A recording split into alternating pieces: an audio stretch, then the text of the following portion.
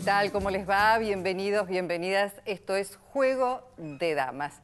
Pasaron las primarias abiertas, simultáneas y obligatorias el domingo. El 27 de octubre vamos a votar ya definitivamente a quienes se van a sentar en una banca en el Senado o en una banca en la Cámara de Diputados. Tendremos 2 meses y medio aproximadamente de campaña nuevamente.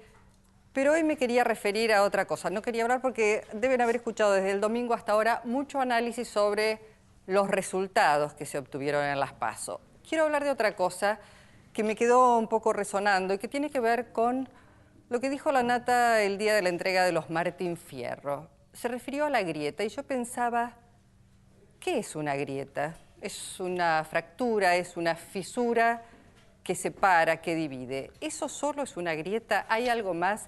¿Está mal que haya una grieta en la sociedad argentina? Cuando hablamos de esa grieta, ¿de qué estamos hablando? Primero escuchamos lo que decía la Nata y después le presento al panel de Juego de Damas. Usted sabe que hace más de 20 años que yo vengo a estas fiestas del Martín Fierro. Y nunca vi en ninguna antes lo que acá se puede percibir un poquito, no mucho tampoco, ¿viste? Pero cuando alguien dice algo, alguno silbe, o que otro diga viva tal, o viva tal otro. No es muy violento, ¿no? Es casi imperceptible, pero está pasando. Yo creo que hay como una división irreconciliable en Argentina, y a esa división yo la llamo la grieta, la grieta. Y yo realmente creo que la grieta es lo peor que nos pasa. Es lo peor que nos pasa. Y creo que incluso va a trascender al actual gobierno. El gobierno en algún momento se irá, vendrán Florencia, Máximo, Néstor Iván, lo que sea, y después se irán, y la grieta igual va a permanecer. Porque la grieta ya no es política, es cultural. Es una grieta cultural en sentido extenso. Tiene que ver con cómo vemos el mundo. Ha separado amigos, hermanos, parejas, compañeros de laburo. Antes había más gente que yo saludaba acá. Bueno, así hablaba Jorge Lanata la noche de entrega de los Martín Fierro. Ahora sí presento al panel que me acompaña esta noche. Está María Pía López de Carta Abierta. Gracias, María, por estar. Marta González, actriz. Paula Bertol, diputada por el PRO. Y Susana Rinaldi, cantante y también legisladora de la ciudad de Buenos Aires por el Frente Progresista, Frente Popular, Progresista Popular. Bueno, bienvenidas a las 4. ¿Es nueva la grieta? Mira, yo tengo la impresión de que esto que la Nata llama la grieta evidencia un tipo de conflictividad, un trazo de conflictos en la vida política y social argentina que no es nueva. Y que no es nueva porque es un tipo de reacción que se da que tiene mucho que ver con otros momentos de expansión de movimientos populares en Argentina. Si uno sigue un poco los medios de comunicación, los diarios, durante el irigoyenismo, la escritura, la literatura durante el irigoyenismo, se encuentra con una partición muy similar a la que ocurre en este momento. Es decir, los opositores a Irigoyen, ¿qué veían ahí?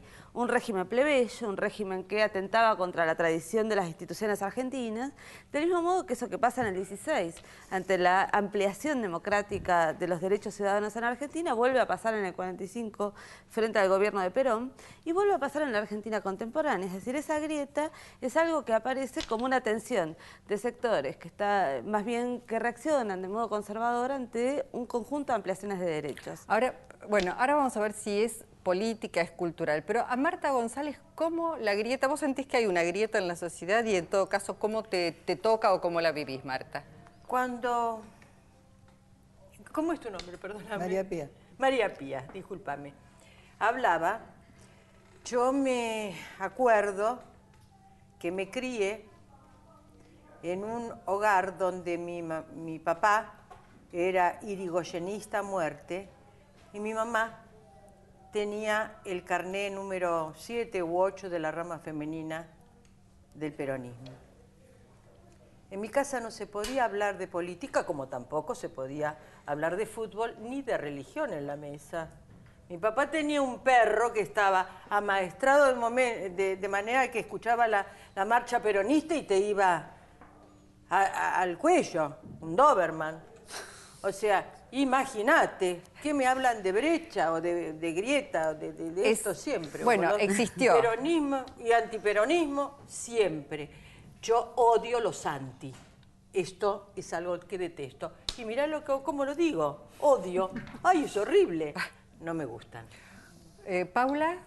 Yo creo que es cultural la grieta. Nuna habla mucho de esto, ¿no? De que en el corazón de los argentinos el pluralismo no es algo que nace, sino que también coincidiendo con María, en nuestro país el irigoyenismo y el antiirigoyenismo, el peronismo y el antiperonismo, y ahora mismo también sentimos muchos que estamos con el tema del amigo-enemigo, lo vivimos culturalmente, más allá de que hay minorías que son más opuestas que otras, pero me parece que no es un tema solo de la actualidad, es un tema de los argentinos. Susana. La verdad, Luisa, tengo que decir que me molesta profundamente analizar algo que haya dicho la Nata. Me saca un poco. Pero nobleza obliga. Como disparador está Como puesto. disparador. Y te digo que, no, sí, porque él se olvida que, o quiere olvidarse, que si la grieta efectivamente existe, cosa que está por verse y analizarse todavía, uno de los fomentadores de esa grieta es precisamente él. Creo que hay, y voy a generalizar, y es feo generalizar, hay un modo de ser argentino que da el absolutismo. O sos esto, o sos esto otro. Y no es tan así, porque según en los medios que estás, dónde te movés, cómo analizás las cosas, vos te das cuenta que no es de ese modo. Yo tengo acá, estoy sentada al lado de una compañera, digamos, colega, que pertenece a un partido cuyo jefe de gobierno yo, permanentemente estoy cuestionando. Pero yo no estoy pegando a nadie. Una, dos. Ninguno de los adherentes al PRO a mí me han tratado mal, me miran de mala cara, me tiran patas, de ninguna manera. Digo que en ese recinto yo me he encontrado con una diversidad de colores muy grandes, pero sobre todo con una primera minoría, como tenía el PRO, que podía haber imaginado la posibilidad de un, no maltrato, pero sí destrato. Y tengo que decir que no es así. De ningún modo, ni hablar de pronto entre los que formamos un interbloque, bueno, esa es otra cosa. Acá, si nos ponemos a hablar de una fisura definitiva en la sociedad cuando se habla de política, nos vamos a tener que remontar tan lejos, que creo que en esta mesa la única que podría hablar más o menos soy yo por la edad que tengo. Pero digo, y esto viene donde un militarismo asentado en el poder, ¿y cuántos años? ¿Cuántos años? Entre idas, vueltas y partidas, nos acostumbró a ese absolutismo. Ahora, o es todo o es nada. Está bien, pero entonces así, hablas de esta manera, te quiero, ¿no? Claro, pero creo que no hay que tenerle de todas maneras miedo a la grieta si es que existe una grieta. Yo creo que hay una grieta, porque esa grieta también está mostrando lo que ocurre en la realidad. Hay una pugna de intereses. Entonces me parece que esto es parte de la realidad. ¿Cuáles son los intereses? Es, pero, perdóname, sí. Yo creo que el único interés que tiene que haber es salvar a la Argentina, es luchar por la Argentina. Pero me parece, Marta, que ahí es como la Argentina no es un ente abstracto. Digamos, porque me parece que acá hay un tema que se evidenció también en las últimas discusiones políticas, que es cuando aparece personas diciendo, estoy de acuerdo todos estamos de acuerdo con la asignación universal, pero no con cobrar impuestos para financiar la asignación universal, hay un problema. Yo digo, cuando se cobran impuestos para financiar la asignación universal, o incluso yo diría que cobrar más impuestos, avanzar con la renta financiera, etcétera, para que haya mejores modos más redistributivos del ingreso, eso va a generar más conflicto. Porque hay intereses distintos y participamos en una sociedad heterogénea con intereses diferentes, y me parece que no hay que temerle a ese nivel de antagonismo que surge de las diferencias que existen entre sectores sociales y sus representaciones políticas. A mí me parece que hay algo que es distinto, que es la conflictividad inherente de la vida social y política, donde cada actor político representa grupos sociales y impulsa políticas en relación a esos grupos, Y lo otro que es el grado de denigración y corrosión del adversario o negación del derecho o la legitimidad de ese adversario, ¿no? Que me parece que eso es otra cosa. Por eso me parece, hay como un plano del antagonismo que se evidencia en la vida política conflictiva y otro plano que cuando Susana decía, no, ¿por qué partir de la nata? Me parece que lo que estás diciendo es, cuando partimos de la nata estamos partiendo de alguien que argumenta no para debatir políticamente sobre el conflicto, sino para derrocar al otro, corroerlo, negarle el derecho, Sí, considerarlo a un mí me impostor, llama la ¿no? atención que alguien que habla de la grieta y que se muestra condolido porque hay una grieta, se para frente a la pantalla de televisión con un dedo así, porque eso es un insulto a todos los que están mirando eso. En realidad, quien denigra es él, porque digo, uno puede estar en sectores diferentes, puede haber 2 Argentinas, 3 Argentinas, puede haber una grieta, una fractura, pero lo lógico es que cada sector, cada actor político discuta, argumente, plantee cuáles son sus intereses, pero dentro de un marco, y esto es lo que de pronto no se ve. Yo creo que yo no recuerdo, y perdónenme, no recuerdo un momento político de Argentina donde todo no se haya discutido a todo o nada. Eso sí. Es decir, esto, a ver, invalida incluso esta manera de encontrarse 4 mujeres que seguramente opinamos de manera diferente, pero que no estamos dispuestas ninguna de las 4, y perdónenseme y avísenme si es lo contrario, pero es decir, a tirarnos baldes en la cabeza. Creo yo que no es así. Es decir, pongo el ejemplo a veces de aquellos pueblos experimentados, ya gravemente experimentados, como yo acabo de transcurrir en estos días, últimos días que estuve afuera. Es decir, donde un español, cuando le preguntas, ¿y cómo te manejas en esto que te está pasando, ¿no? Y te me dice, y fíjate, nosotros creíamos que éramos ricos y no lo somos, punto. Y pasa otra cosa, ¿entendés? Nosotros nos han acostumbrado a esa manera de acosar al otro, para preguntar hasta que te diga lo que vos querés escuchar que te diga. Y si no te enojas. Y si no te enojas. Eso es así, eso es lo que no puede ser. Corto mano, corto fierro. Es decir, eso es lo que hace ese falso promotor de noticias y de escándalos que es este hombre, que de pronto ya se han acostumbrado a usar este espacio que es la televisión para denigrar y para pelear desde uno de los lugares más infames e infectos, diría yo, que puede tener la sociedad, que es malversar permanentemente la opinión del otro y la razón de ser del otro. Paula. Lisa, yo creo que si el detonador de tu programa es algo que dijo la Nata, es porque sin duda él hoy representa a mucha gente en esta sociedad y para mí eso es innegable, gente que se siente representada con ese discurso, que está inmerso en nuestra cultura. Pero yo pensaba en lo que había pasado ahora en las PASO, ¿no? Quiénes habían ganado, por lo menos en este resultado parcial, y quiénes habían perdido, y la sensación que tuve el domingo es que había triunfado el Juntos Podemos, el UNEN, el Frente Renovador, y que habían perdido el Ella o Vos, o Hay que Elegir, como que la sensación de la gente para ir hacia lo que opinan muchas personas fue más hacia el ver qué hacemos con esa grieta o cómo solucionamos esa grieta, porque lo interesante es ver, bueno, qué hay adentro de la grieta o cómo podemos analizar si la grieta se puede curar, si se puede subsanar. Eso me parece como plantear una alternativa. Sí, ¿sabes, Paula?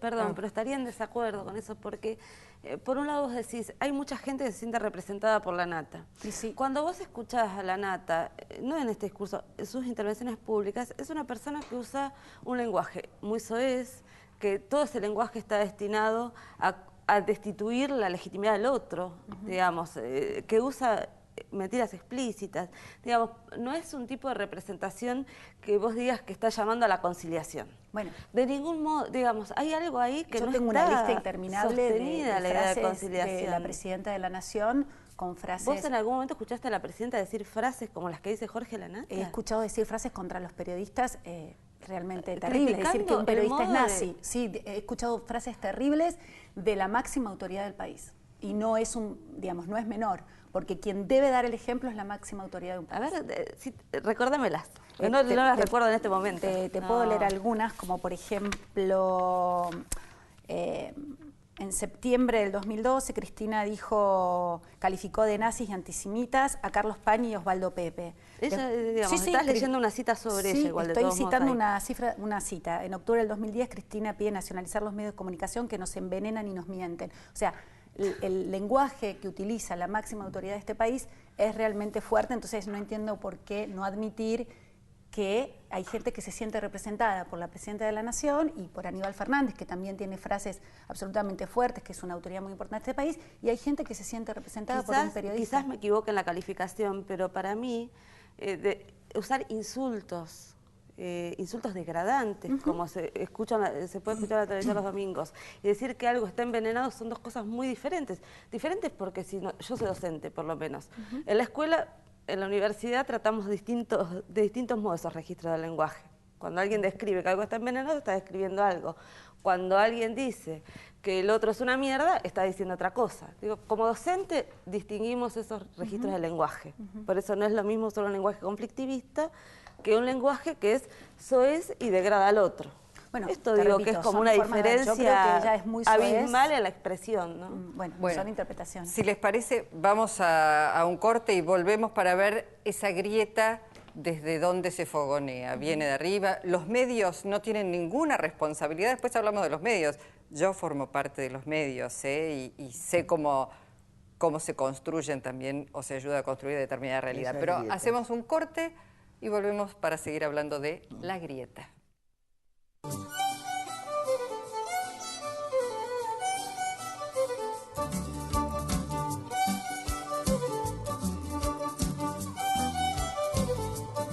Con Provincia Seguros, elegí la tranquilidad de tener todo asegurado. Llama al 0810-222-2444. Consultá con tu asesor de seguros o en nuestras sucursales. Provincia Seguros, una empresa del Grupo Provincia.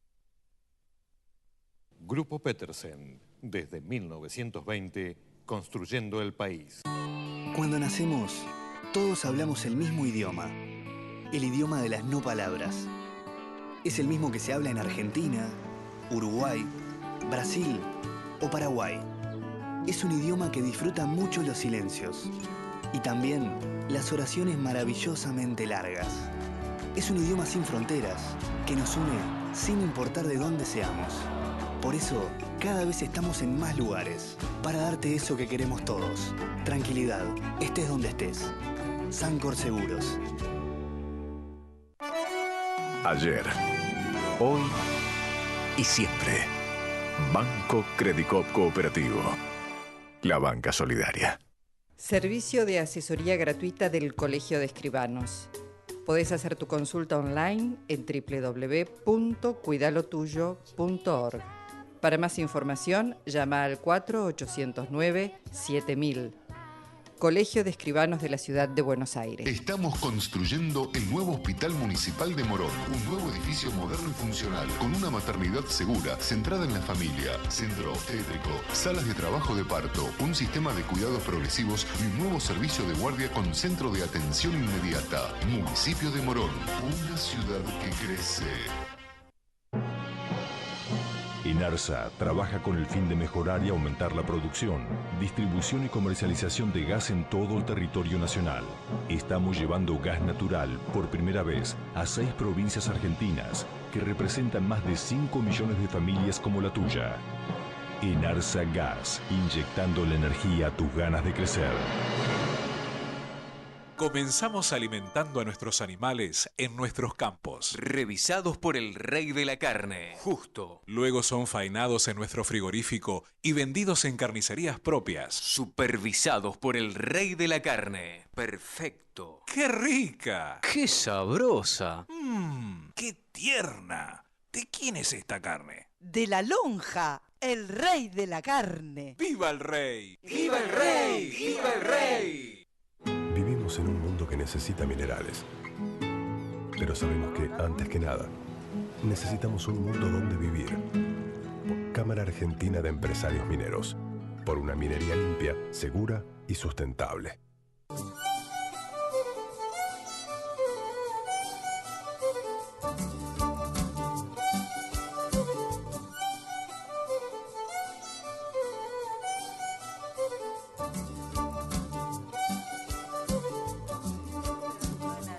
Bueno, tenemos. siguieron hablando durante todo el corte, imparables. Querría que reproduzcan todo lo que vinieron hablando off, pero no, quedó planteado un tema que me parece que es muy interesante, que tiene que ver con quién ayuda a construir esa grieta, quién fogonea, quién trabaja para que esa grieta se ensanche. No la grieta, digo, las diferencias, porque existen, forman parte de la realidad, sino esa cosa tan tajante, tan vinculada con lo visceral, con el odio. ¿Quién ayuda a construir eso? Yo creo que hay un fenómeno que no sé si se dio en otras oportunidades tan marcadamente. Creo que sí, el poder político, en toda esta etapa, en estos 10 años, lo que ha ayudado a hacer es a correr velos, a ir mostrando a los diferentes actores sociales, a los diferentes poderes y dónde juega cada uno, cuáles son los intereses que defiende. Muy claramente los ha nombrado, los ha denominado con nombre y apellido. Y creo que eso en muchos sectores genera mucha bronca. No sé cuál es tu sensación.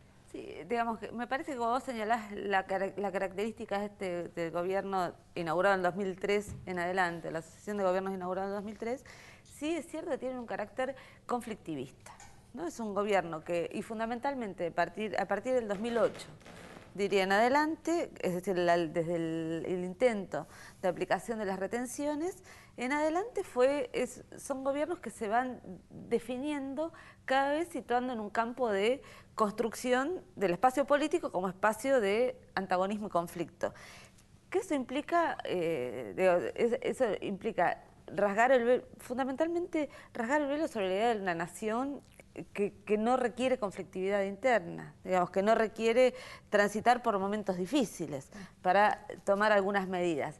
Digamos, y segundo, porque me parece que esa construcción de una escena política trazada por la nitidez del antagonismo genera identidades políticas muy fuertes. Uno podría decir, la política siempre es el plano de una conversación muy múltiple, entre personas que disienten, que se pelean, pero que saben que entre todas ellas hay cercanías y distancias, porque esa es la vida en una sociedad. Todos sabemos que tenemos cercanías y distancias con personas que pertenecen a nuestro espacio político o a otros espacios políticos. Pero al mismo tiempo, las identidades políticas se marcan mucho más nítidamente. Y ese trazo, que es el que se genera del 2003 en adelante, que lleva los nombres propios de kirchnerismo y antikirchnerismo, me parece que genera una alta adhesión emocional, digamos, sea de un lado o del otro. Alta adhesión emocional es alta identificación, formas muy apasionadas de vínculo con esos liderazgos políticos o contra esos liderazgos políticos. Entonces me parece que hasta lo que se ha visto en los últimos años y que quizás haya cambiado con el escenario electoral contemporáneo, que me parece que es mucho más complejo del que veníamos viendo, pero lo que se venía, porque aparecieron fuerzas nuevas, porque si uno ve el mapa de la capital tiene muchas más fuerzas en juego que las que se venían mencionando. Pero me parece que lo que hay... Cuidado los pelitos. Lo que hay lo que aparecía en estos años era que el único trazo que fijaba la agenda era la presidenta contra la presidenta. Nada más. Y que todas las otras fuerzas políticas, en vez de evidenciarse como incluso los estilos periodísticos, en vez de generar una agenda determinada, se manifestaban sobre esa figura y sobre ese trazo principal. Me parece que eso es lo que ha asignado del 2003 al 2013, ¿no? Y digo, se abre otra escena a analizar después del domingo o después de octubre, ¿no? Marta, vos mencionabas cuando narrabas un poco la historia familiar y dijiste, odio los anti. ¿Cómo se sale de ese odio? ¿Qué te parece que hay que trabajar? Mira, habrán visto que estoy de alguna manera apoyando a Sergio Massa. A Sergio Massa. ¿Y por qué? Porque me gusta el discurso que tiene. Porque es un discurso de unión. Es un discurso donde no te dicen... Yo me acuerdo que después cuando vinieron los militares, era muy chica yo, los primeros, ¿no? La Libertadora. Lo que iba a ser el hospital modelo que estaba haciendo Perón, lo destruyeron. Y ahí terminó en el refugio Warnes, ¿no? Sí. Entonces, esto es lo que digo. ¿Por qué? Bueno, yo soy en el fondo peronista de alma. ¿Por qué me gusta este discurso de Massa, porque es joven, porque no habla en contra de todo lo bueno de este gobierno y porque sí quiere seguir adelante uniendo fuerzas, nada más. Yo creo que los conflictos de hace años atrás no son los mismos que los que tenemos ahora, pero fundamentalmente yo no creo en este modelo conflictivo que escribe María. Por el contrario, me formé en la resolución pacífica de conflictos. Murdoch tiene un libro que se llama El corazón del conflicto, que dice que es la pasión la que desata los conflictos y que los conflictos destruyen, arrasan, que ese es el verdadero significado de la pasión. Entonces me parece que creer que de esta manera, el 2003 hasta ahora, 10 años de conflictos nos llevan a construir, yo no coincido en absoluto, sino que creo que a esa grieta que existe me gustaría ver por qué no le agregamos luz, ¿no? ¿Por qué no podemos pensar en que se puede hacer de una manera diferente la construcción? De hecho, me parece que Dilma Rousseff en Brasil tiene un gobierno de concertación, que en Chile hay un gobierno de concertación y que nuestro país no tiene esa cultura de la concertación. Y muchos argentinos, digo muchos, no todos, porque no me gusta generalizar, reclaman en este momento, por eso cité quienes habían salido triunfantes en estas elecciones, y me parece que ahí está claramente la necesidad de un cambio y de terminar en algún momento de esta altísima conflictividad que está en el corazón de los argentinos. Estoy recordando a mi querido Raúl Alfonsín y estoy recordando todo lo que las corporaciones, vengan de donde vengan en nuestro país, actuaron en contra de ese hombre para sacarlo, para terminar con la institución. Nadie recuerda, nadie, sea radical, no lo soy, sea peronista, no lo soy. Es decir, nadie recuerda todo lo que se le hizo a ese presidente que, entre otros, yo amaba como presidente. Sí, señora. Entonces, hay un modo ahí muy terrible de callar verdades y sin querer defender corporaciones.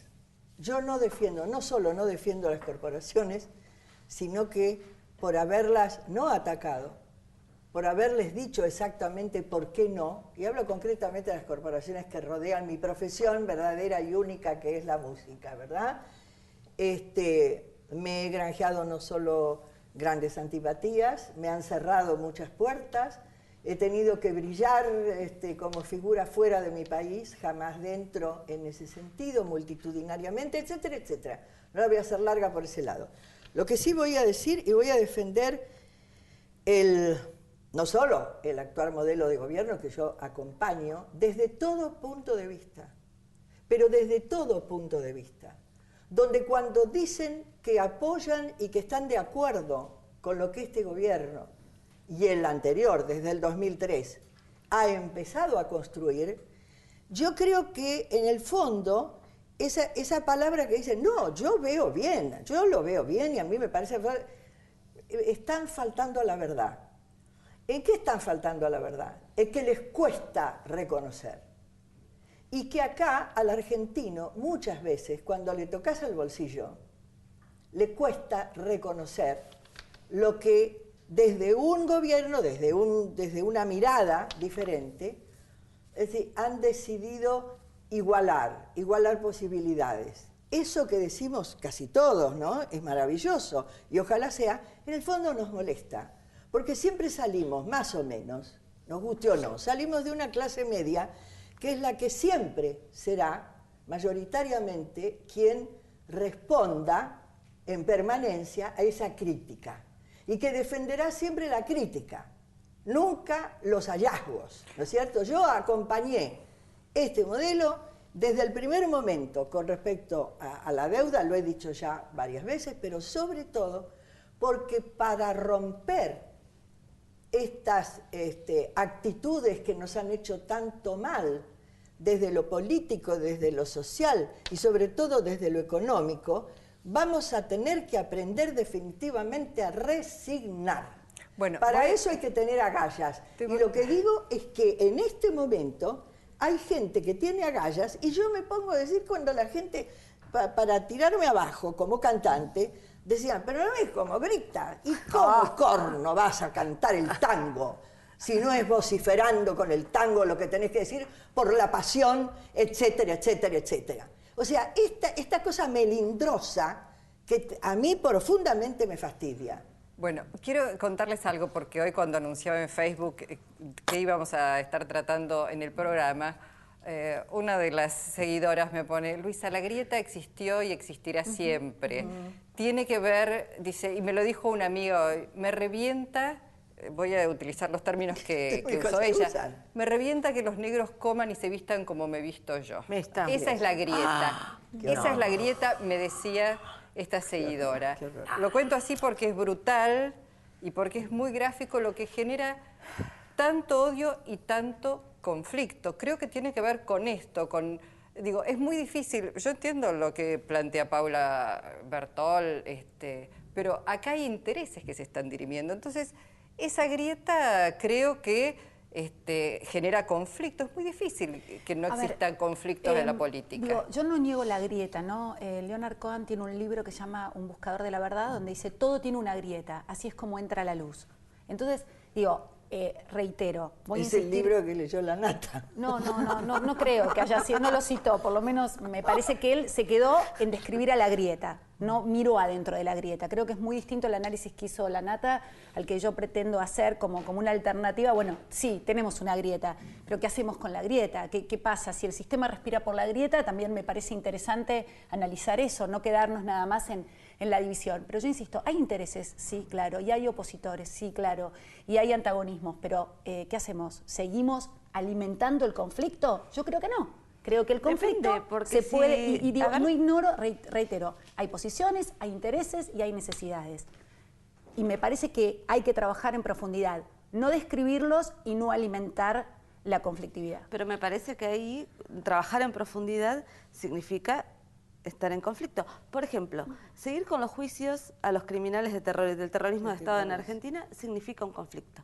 Es un conflicto que el gobierno iniciado en 2003 inició, digamos, derogando las leyes de obediencia debida de punto final y reiniciando los juicios a los terroristas de Estado.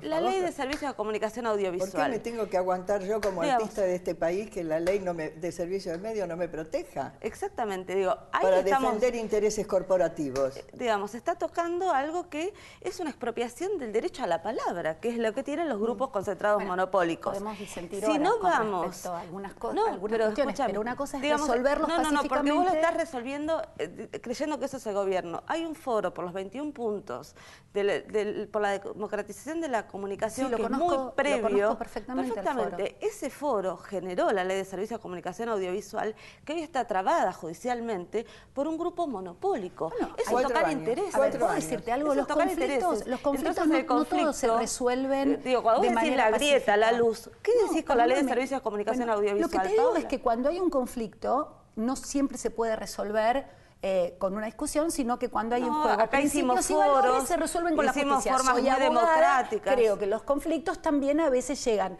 a su grado máximo, donde la justicia tiene que intervenir. Paula, yo no he discutido nunca el grave conflicto que significa, fuera de broma ahora, el problema del detenimiento de la ley de servicios de medios para tanto artista, comunicador de nuestro país. El hecho de que yo no lo señale no quiere decir que yo no lo sufra. Va a ser 4 años y lo peor que pasa es que ni desde la justicia, ni desde ninguna parte nadie me dice por qué. Si eso efectivamente fue aprobado, ¿qué cosa lo detiene? Entonces, cuando empezamos a hablar de ese conflicto puntualmente, es decir, donde de pronto está concentrado ciertos poderes que hacen lo imposible como para que eso quede así y no se mejore, es decir, yo me siento profundamente afectada. Ahora, si para hablar de ese conflicto yo tengo siempre que bajar la cabeza y esperar que lo resuelva el otro, y el otro ni siquiera me contesta en mi debilidad en ese caso, ¿por qué sucede lo que sucede? Uno se siente muy afectado, pero lo peor de todo, yo estoy quedando como artista, y ahora hablo internacionalmente, estoy quedando como artista mal fuera de mi país.